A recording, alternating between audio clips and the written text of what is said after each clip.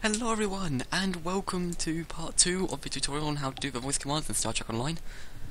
If you have not watched the first part, I highly recommend you do so.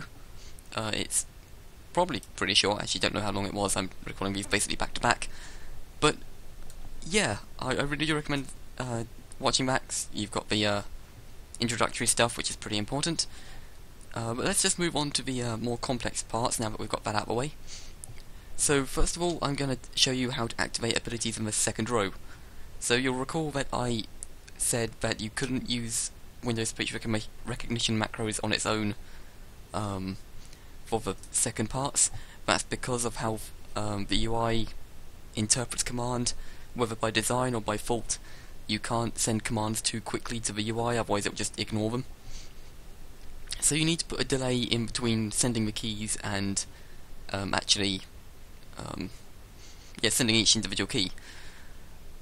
So that's what autohotkey is enabling us to do.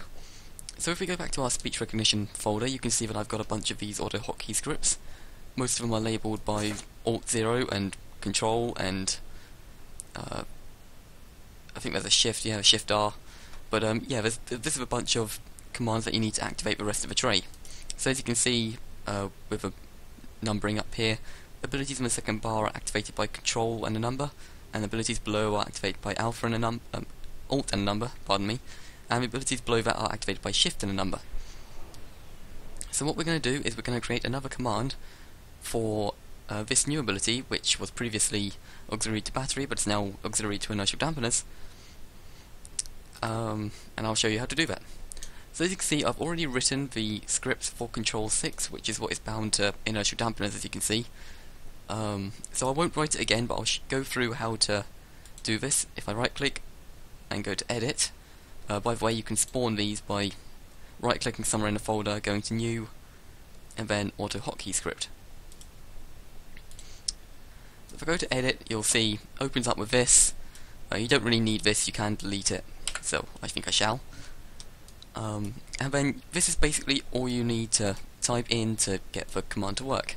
So if I go through it step by step, first of all you type in the command send. This will tell the program that you intend to use it to send a command, and whatever you put in these curly brackets is what it will send to the computer. So first of all, they have to be curly brackets, by the way, so remember that. First of all, I put in the thing I want it to press down, which is Control, which is represented by CTRL, and then I have a space and then down. What this command does is it tells the computer that the control button is being held down. We then put the program on sleep for 300 milliseconds. You can make it down to like 50, but I sort of found out that sometimes at 50 it doesn't quite work and doesn't register. So I tend to go over 100. This was probably one of the early ones I did, so it's at 300. But you can go fairly low with this. I don't want to go too low because, again, you might run into that problem where the UI doesn't intercept your commands properly. But 100 milliseconds is fast enough that you really won't notice it. So when you tell it to sleep, then you tell it to send the button 6. I really don't actually need to do this. This is a bad example. This was one of the early ones that popped up, but you can simplify this, just send 6 and then have Control up. But I'll go through this one just because it's written like this. I send the command for the button 6 to be pressed down, sleep for another 300 seconds, send it 6 up, and then another sleep for 20 milliseconds this time, and then have the Control up.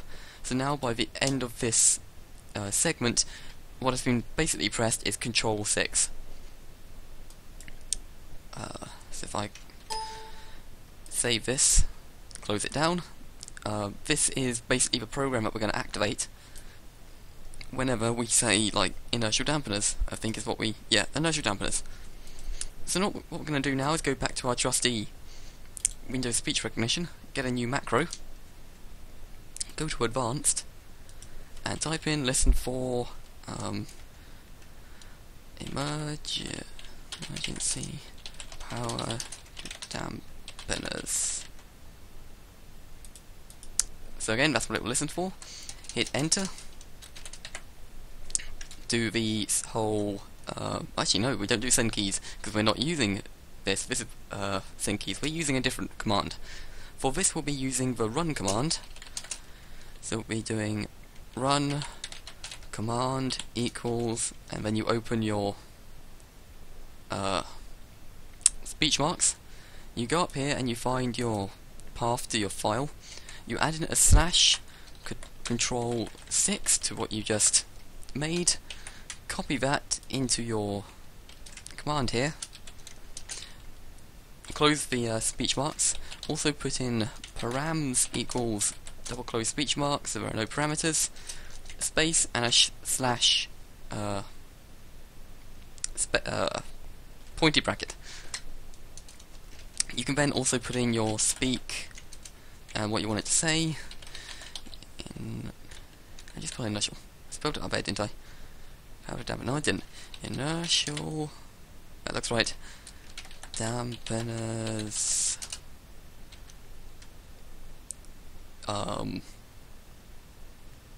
Enhanced. And then we close that off. Actually, I don't think it said anything last time, so I'm going to make that capital S so that it actually speaks, hopefully. And yeah, well, let's save this command and see if it runs. I really hope it does. This would be control 6.2. I'll put it 0.2 because there's a 1 as well. Oh, okay, there was an error. Is it the name error? No, oh, it was lowercase speak. Maybe I just had it off or something. Or maybe I don't remember. I don't know.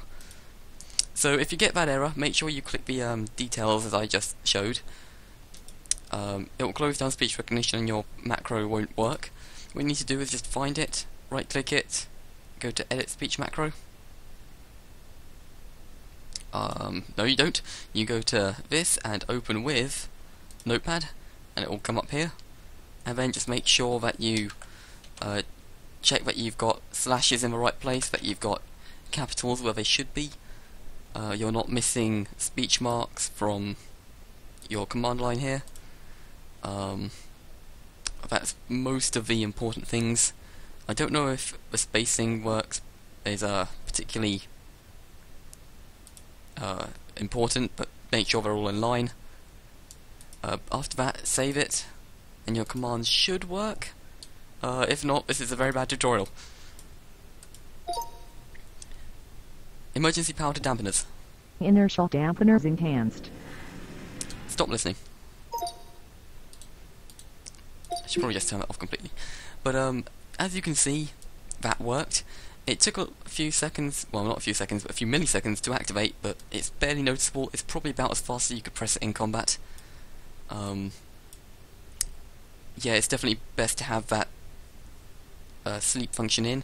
It might also be a decent idea to put a sleep of 100 milliseconds after you've run the command, or in front of a new command, just so that your commands don't overlap. Because sometimes if you say multiple commands really fast, it won't process. That's also due to a limitation of Windows speech recognition macros. It can't process commands that quickly, so you have to make sure you can find the sweet spot where you can say commands pretty fast but still be understood. Okay, so what's next? Turning 180 degrees. So you'll recall that I said that in order to do this you have to find the speed of your ship and how fast it can turn. Theoretically you could work it out with the wiki and various consoles, but as you can see I've got some RCS consoles, one, but I had more I think, I don't know, I don't remember what's going on in this game. Yeah, so what you do is just accelerate to your full combat impulse, and then just have a timer on hand, or just a clock that measures seconds. Watch it carefully and just rotate your ship approximately 180 degrees and see how long it takes. Okay, it kind of helps if you have a point of reference, but I think that was it. That's about 10 seconds, I think. That was actually very poorly done on my mark. On my end, sorry. But yeah, once you've found out how long it takes for your ship to turn around, if we go into auto hotkeys here, I'll find my 180 degrees. Where is it? Yeah, let's probably bring us around. BHA. VHA. No, yeah, I think this is it. Okay, so according to my last calculations, it took me 12 seconds to go all the way around. So as you can see, I sent the D command to be pressed down, waited 12 seconds, and then D up, and then that brings the entire ship around to roughly where it was. You can fine-tune it if you have a more accurate measurement and you're better than I am. So yeah, that's what you can do, and again you use exactly the same way to put this into Windows speech recognition. You just copy the command line, or sorry, the path, and put it into the run command equals. Make sure you've got the params basically set to null. Yeah, that's pretty much it.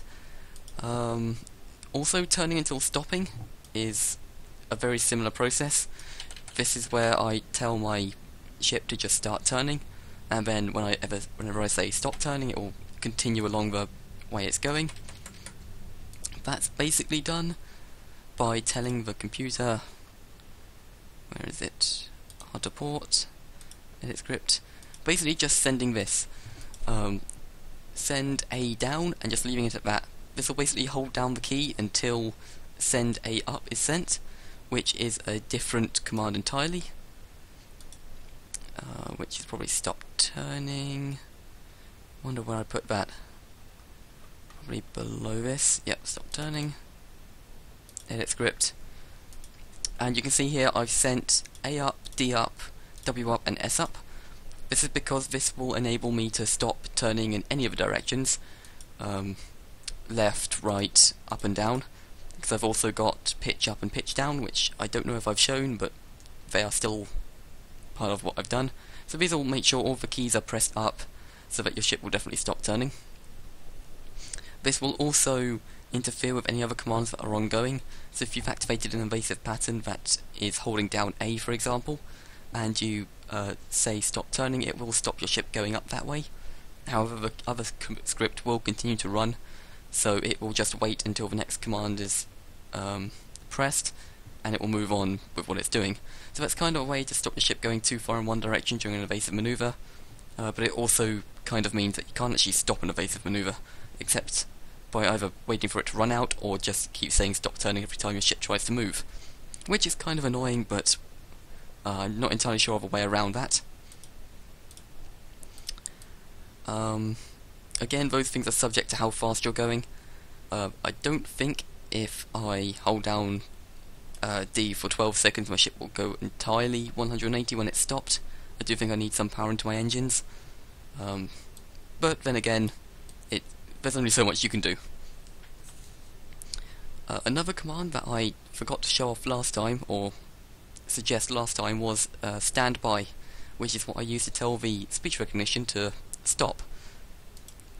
So if I go into speech recognition macros, create a new speech macro, go to advanced, and I say listen for standby. I won't actually create this command because I've already got it, but go down here and then I'm going to use a new command called emulate recognition.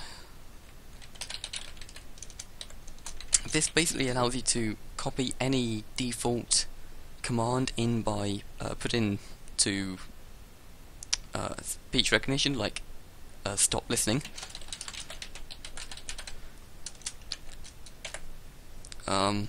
Yeah, basically lets you do that and change it to whatever you like. So stop listening will still work, as you saw at the end of that last demonstration, but standby will also work for the new command. You can also tell it to say something at that point, however I don't, because you don't really want it to say anything, but it's personally up to you. And the last thing I have on my list here is a note that when you're using weapons fire, so like by default I think in the game, although maybe this is my option, but fire all weapons is bound to spacebar. But you can't actually assign the spacebar in Windows speech recognition.